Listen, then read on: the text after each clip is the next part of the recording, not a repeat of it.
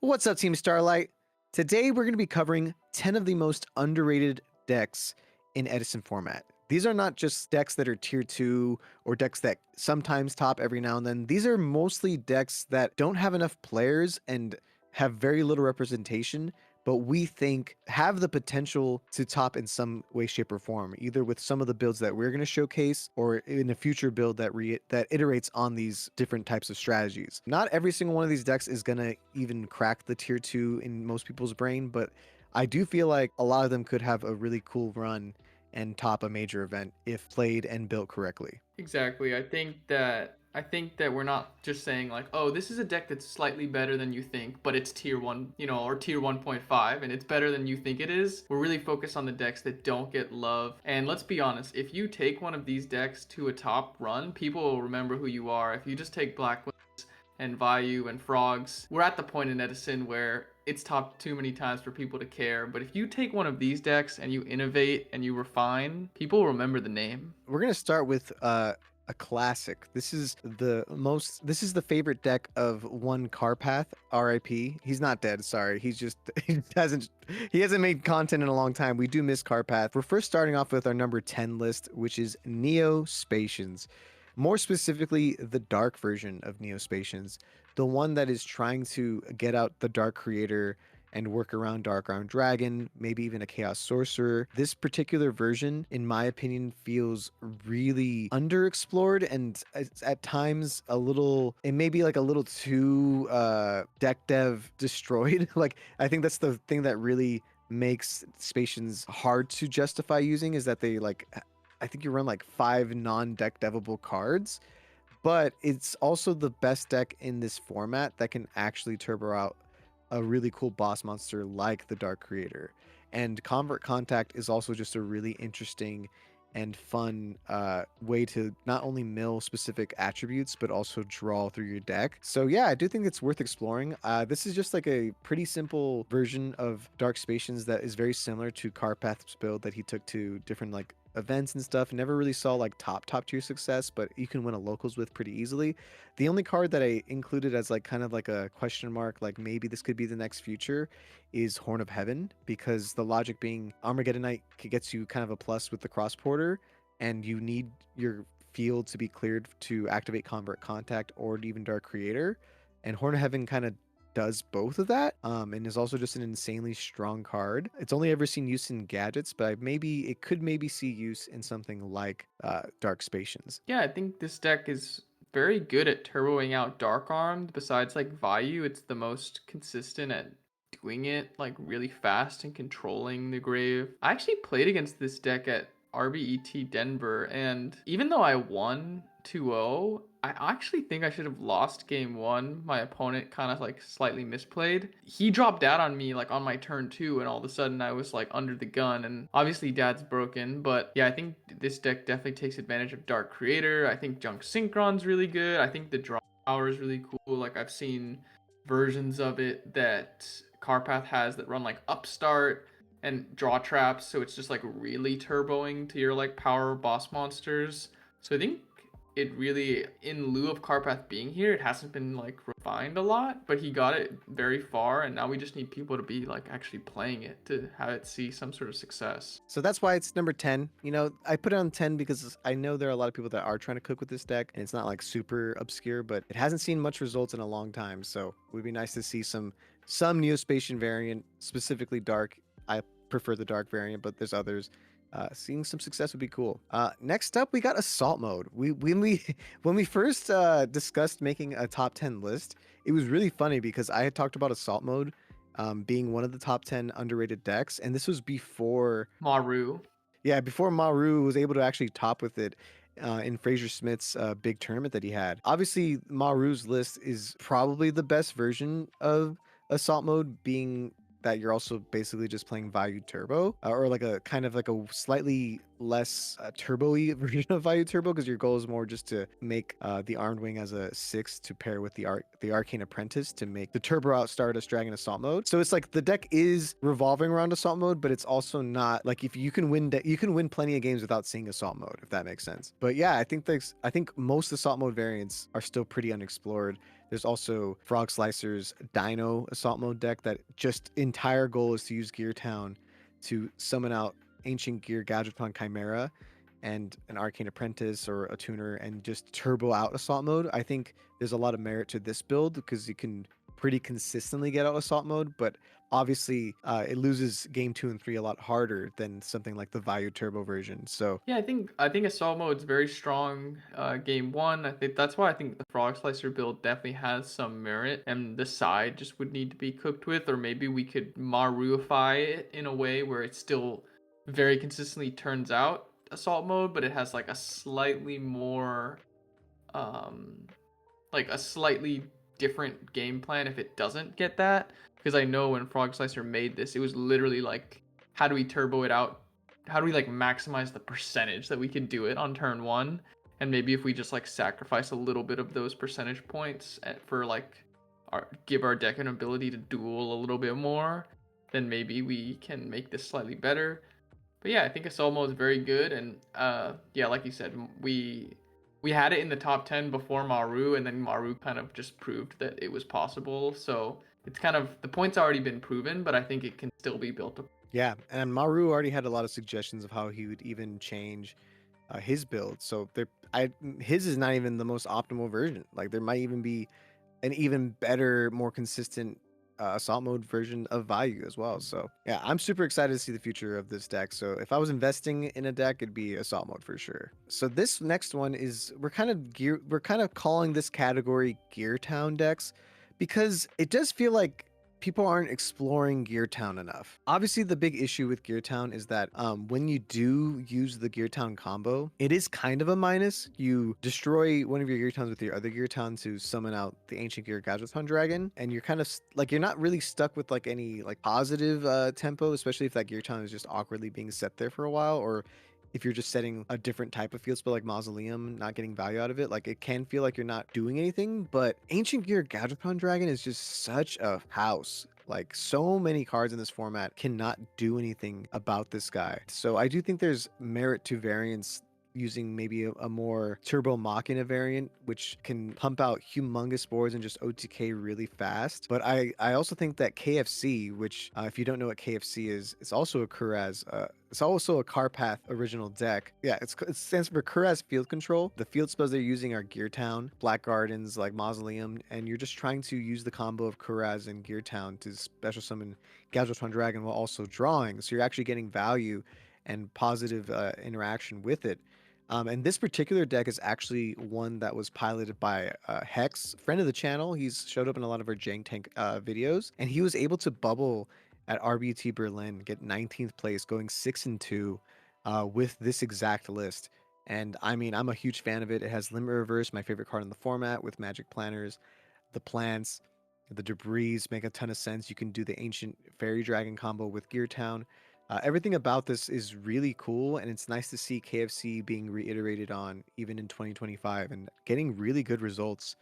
So it's possible, you know? Yeah, I love Gear Town. It's a really cool combo card, and I think you hit it right on the head where we have to figure out ways to cook where you don't just have like a floating Gear Town at the end doing nothing. So obviously KFC capitalizes on it by popping it, and then it gets you like huge pluses because you get to summon the dragon from your deck and draw because those things happen simultaneously. I saw the other list that you had on the board. It had like Breaker, so maybe you could, in lieu of like Breaker not being good against every deck in the format, like it could be good to just pop your own Gear Town and summon a big guy. Even the Raunek like deck that we're not going to show here, but it basically plays like Mausoleum and Frogs and stuff. It really is focused on Light and Darkness dragons, so like you can go like summon the big Gadgetron, summon Lad, and then attack, and if your gets blown up, it like vacates the field spell so you can keep playing the frog game. So I think that people who cook just need to kind of like keep that in mind, but you need to maximize the value that you get out of Gear Town. And I really like the list that we're looking at from Hex here. I'm sad that he didn't get the top 16, but it kind of proves that he had a topping record. He had a good enough record to top, and I think that KFC is very viable. And we like Carpath just went away, and nobody's really taken it by the helm. So glad to see at least some people are still trying to cook with it. And yeah, and the last thing I want to mention is Ancient Gear Beast. It was in our underrated cards, but it's a card that was is used in Hex's build here that I do think helps with a lot of different matchups. Ancient Gear Beast just like destroys Rykos. It destroys Hamster. The only thing it destroys even frogs if they leave like a Treeborn, you can't like reborn it back if they run it over. There's a lot of really cool things that Ancient Gear Beast does for this deck, and it's just a normal summon that you can get off when you just have that leftover Gear Town, giving you an extra thing to do with Gear Town. Other lists that are running Gear Town should also consider like having that Ancient Gear Beast either in the side or in the main deck in some capacity, because I just think it's such a strong monster. Yeah, absolutely. Definitely agree with that. Okay, so this is I'm biased, but I think Winged Rhinos is pretty good. I just don't think anyone wants to play it. Like genuinely, I don't feel like there's like enough people piloting it or enough like really like talented players piloting it. I do think my version of Fires of Doomsday is I think it's solid, but you know there are different versions that have seen some success like in Europe. And that was way more just like Mask of Darkness, like trap oriented, a little bit more low to the ground, less of a ceiling. But yeah, man, I just feel like there's still something here. I whenever I mess around with it online or even at locals, I usually do pretty decent with it. Like I just feel like it could have a good run if people want to actually commit to it. Accumulated Fortune resolving is nuts. Winged Rhinos is one of the most annoying cards for many decks to deal with. Training your opponent to be afraid of popping random back row is also great because majority of it is going to be chainable in some capacity. I just think it requires someone to cook it a little further and see where they can go with it, honestly. Yeah, I definitely think that I love how your build has the ability to deal with the dupe lock, unlike a lot of the other builds, with running the triple Caius as well as like the needle sealing main deck. I'm not like 100% sold that like triple Fires of Doomsday is like the answer, like that's the end all be all. But I think the cooking is there because you need to play around the dupe lock, right? Because otherwise this deck has pretty decent matchups into the field. Like I know Rykos are kind of tough, but I think Vayu is probably like not the worst, and then Blackwings is pretty good. I would even argue on paper. I guess End-Phase Icarus is it hurts a little bit, but other than that, I think it has like a pretty solid like beatdown game. Yeah, I think like the main thing is like people just aren't prepared for it. So like they just don't play optimally into your chain links, and they just really can like kind of hand you the win if you are like a master of this deck, like you said. And I think it's just you get such dopamine rush when you resolve accumulated fortune that it's just worth it in that sense. Yeah, I definitely do think that the value matchup is not like favored, but I do think it's a lot more it's a lot more doable. You just got to play really smart around Rykos. Like just don't attack Rykos because besides that card, like it's really difficult for them to deal with Winged Rhinos like in a favorable way. I think Blackwings could be a good matchup, but Collude exists. Because Collude exists, it makes Winged Rhinos feel so like Winged Rhinos can stick unless they collude, because that's the only time you can't chain is in the damage step, right? It's just depends. You got to play really smart into a lot of those matchups. And I think that's why this deck feels really hard to pilot, because it just feels like you have to be really tactical, really thoughtful about when you're using some of your power cards that you do have and when to like actually use a Kai's, when to like actually push in, you know? Yeah, we can't understate the breakers in those bird matchups though. The break, I mean, like people be siding breakers for the birds, and the fact that you just main three, it's like that's definitely a house. So I think it's like not great. I'm not like saying like you're favored or anything, but I think Oh you yeah. can be competitive with those top decks for sure. Oh yeah. Breakers is what makes the value matchup, I think, really like doable, you know? So yeah. So that's this particular list. Feel free to keep cooking with it. Okay, so this next category we're gonna be calling Golem because it revolves around Lava Golem and Grinder Golem to some extent, with the ability to either bring them back with remove brainwashing or use them as a burn strategy with a card like Vengeful Servant. So we'll talk about first. We're going to talk about the remove brainwashing deck because this is a deck that actually bubbled at an RBT by a guy named Mr. Z, and I love this type of version because it's running Magic Planners. You know me, I like my continuous traps, so this is really fun for me to see. Remove brainwashing is a continuous trap. It also has a really interesting mechanic where after you yoink back your card and you magic planner away, remove brainwashing, the card doesn't go back. So it's just a straight up plus, which I think is like one of the better and really strong combos that you have in this deck.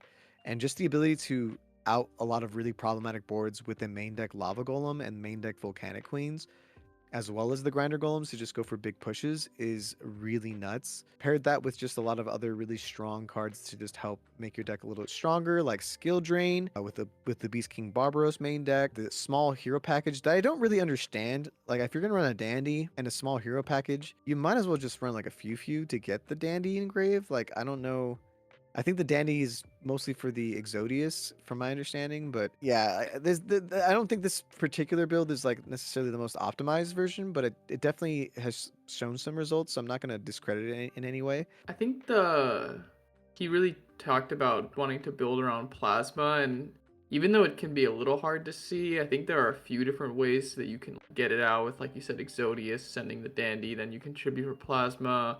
There's also like grinder golem tokens stick around and you steal it back, and then you can like tribute for plasma in that way. So there's a few different ways, and to be honest, I think that like with a lot of these jank decks, I like the idea of just in a similar, like Maru's is a little bit like closer to Vayu, but just like splicing in good cards to these like jank strategies is like always like a fine thing, because like strategist gives you a good turn one play in this deck that is otherwise like very strange and like kind of needs your opponent to commit to the board to even like really be doing its game plan. But anyways, that's just like a bit of a side rant. I think the deck is strong because you get to like have such huge tempo swings when you tribute your opponent's monsters and then steal a massive monster and put them under a ton of pressure. And I really like this deck because it seems like it's built around like more control with the skill drains, and like plasma is like its own skill drain. So there's like a lot of just kind of like prevent your opponent from playing their game plan. Conversely, the other version of this deck, which I think has seen no result, but I think is very scary, the Vengeful Servant build, because this is just like all gas, like destroy their hopes and dreams very quickly. It's kind of the opposite of the other version of the deck. It's just very scary because it's very hard to interact with. Like you just like tribute their monsters. Like let's say they're playing Blackwings and they have Icarus attack set. You just tribute their Blackwing and then you can steal your guy like with, and then Vengeful Servant it back. It's just so fast. It just can happen to you so fast. Yeah, you can lose in like really hilarious ways, and I think this particular build is a version that I think that I was trying to mess around with, which I have some pretty cool clips of. If people are really interested, maybe we can post something about it. But basically, Twilight Rose Knight and the Mystic Tomato combo gets you into Power Tool turn one, so it gives you at least a decent turn one play.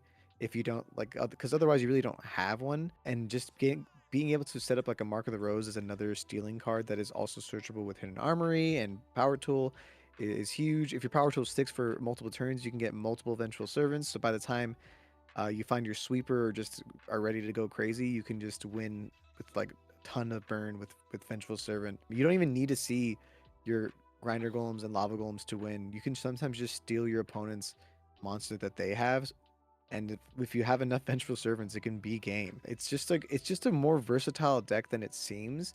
It obviously is like a very glass cannon type deck. Like if your opponent's being smart, they could just try to like gun you down. But ironically, like the more they commit, the more your Lava Golem becomes like a plus and like a win condition. So it's kind of like a damned if they do, damned if they don't situation a lot of the time, which is like the logic behind like a threatening roar and stuff like that. But yeah, like this is definitely not at all what I like. I think the end all be all of this deck will be, but I do find this deck really fascinating, and I do want to take it to a local next time I play in person. I don't know when that'll be, but this is a deck I would love to take to a local because I do think it could prove to be like frustrating and kind of strong, especially when people don't expect it. We love golems. We love golems. Okay, next up we got Monster Mash. I'm just going to show Tim Ponce most recent deck that he got ninth place in EWCQ 11, and I think this is a crazy thing of beauty. Gallus the Star Beast, if you don't know, a crazy strong monster that can also just randomly burn your opponent. It's like not the strongest monster, but it's just an extra body that you can get on the field for essentially for free because you're not running any spell and traps outside of Ultimate Offering and Pot of Avarice. You're able to play cards. You're able to play the entire Machina package. Machina ends up being usually the best Monster Mash adjacent card, but being able to run like Magical Merchants to just fully just mill your whole deck, In this particular build, he's running Sphere of Chaos plus the Junk Synchron combination.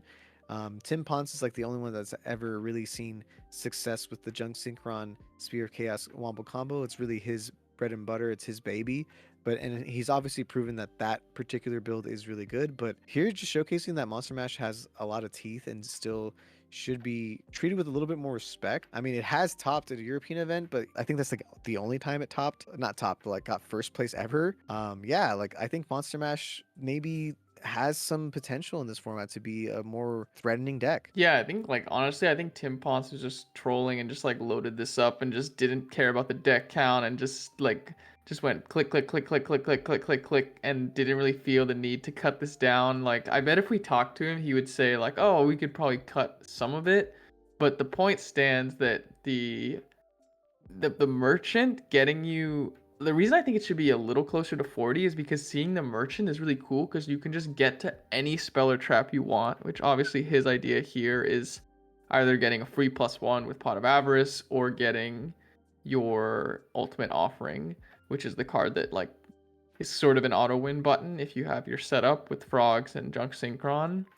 And I think that there's just like a lot of creative auto win buttons that we can be funneling towards. I think Pot has proven to be like one of the best ones because it's just a free plus. But whether it's a sweeper, whether it's another broken like spell that can enable a crazy combo, I think there's just a lot of potential here. I think, like you said, the Machina is a staple. Shockingly, the witch, whatever that black witch card is not in here, but usually that's a staple because it's a Yeah, free plus. but it makes sense. Like the witch is like a free plus, but like it just also becomes like a free Shura food for no reason. Not saying that like Magic Merchant's not, but like at least Magic Merchant enables like your OTK essentially. Like there's pros and cons, and the deck that did win the European Nationals with Monster Mash was on the Witch of the Black Rose, I believe.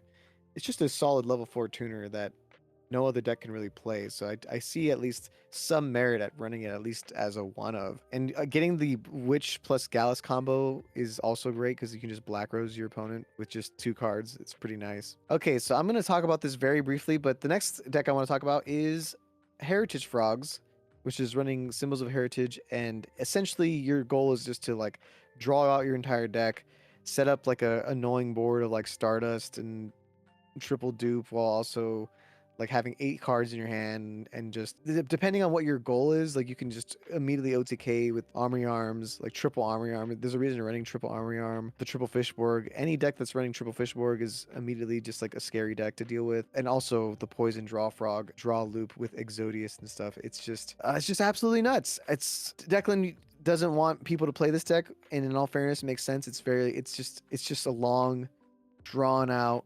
inevitability that just feels like you're wasting time, like you're playing against like a solitaire deck. But I just want to see people play it so that they can show that it's real, you know? And I believe it's real and I'm scared of it. Yeah, I mean, on paper, when you look at the list, it's based. In practice, I can't condone this, but it's definitely good. I've seen it be good. I've seen every replay on Frog Slicer's channel of this deck. I was a fan. I loaded it up, started playing, got tired of clicking, and that's the end of it for me. If people want to cook with it and it tops a big event, I'll definitely respect them. I'll leave it at that. You got, if you want to get Declan's respect, top with this. But also, he'll respect you if you don't. So I respect it all. okay, now we're on to our top 3 underrated sleeper picks. And first off, let's talk about Psychic. Psychic OTK feels really disgusting when it goes off. It just has the ability to pump out like 8,000 damage directly. Very few decks can pump out like that much damage super consistently, and the ones that can, like Dragon Turbo and stuff, are really strong and really good. Obviously, it's a little bit more fragile, relying really heavily on Brain Research Lab to get that combo, and if it gets removed in any way, you're just gonna like die to burn. But if they don't have the out to the Brain Research Lab, this is basically an inevitability. If you see your Mind Master, so like that's the part that blows my mind. Mind Master's at 1 in this format and it's just like an objectively, not objectively, but it is like kind of a slightly worse Substitute, and Substitute's at 3, dude. It just seems a little unfair.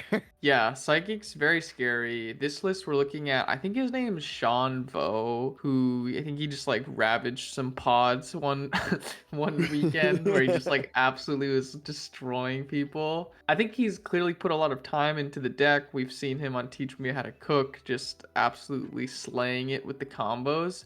But when I look at the list, I can't help but feel like it could be optimized a little more. It just feels like I'm like, do we really need Compulse?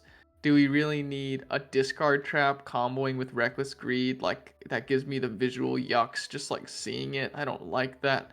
And so I just think like what Psychics is doing is really unfair when they get to do what they want to do. And I'm just wondering, should we lean more into the like reckless, we're gonna like drill to our combo as soon as possible, or should we lean more into like we're a real dueling deck that once we get to our combo, you're dead? I just need to like know, and I feel like people can like, cook with it a little bit more and lean one way or the other a little bit more, and maybe we could see a more refined version that can actually top a major event. I think it's at the cusp. You know what I mean? I think it's at the cusp of top 16ing major events.